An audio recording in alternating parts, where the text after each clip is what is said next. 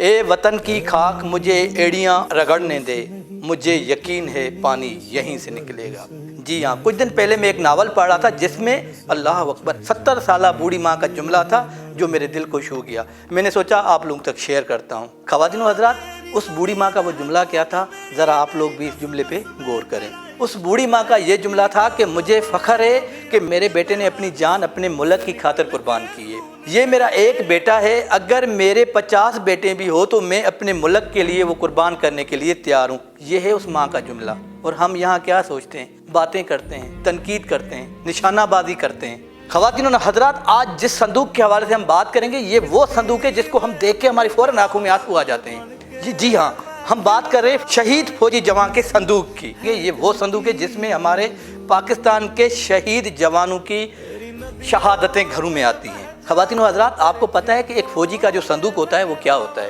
یہ صندوق پاک فوج کے جوانوں کا ہوتا ہے جس میں وہ اپنا سامان وغیرہ رکھتے ہیں، جس میں کپڑے اور دیگر اشیاء بھی شامل ہوتی ہیں۔ یہ جو صندوق ہے نا، اس کو تب واپس دیا جاتا ہے جب اس کا مالک یعنی وہ جوان شہید ہو جائے۔ جب پاک فوج کا کوئی جوان شہید ہو جاتا ہے تو شہید جوان کے ساتھ میں یہ صندوق دیا جاتا ہے جس میں اس کی بہت ساری یادیں جڑی ہوتی ہیں۔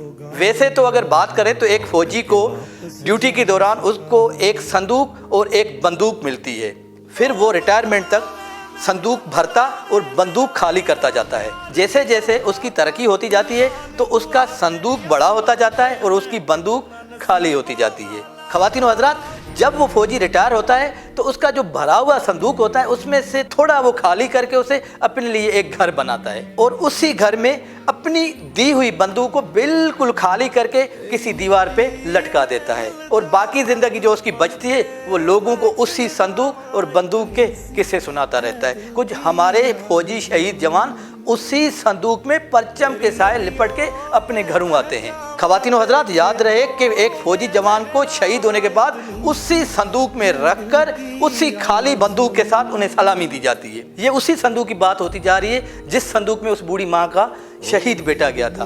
جی ہاں، لہو وطن کے شہیدوں کا رنگ لایا ہے، اچھل رہا ہے زمانہ نام آزادی پر۔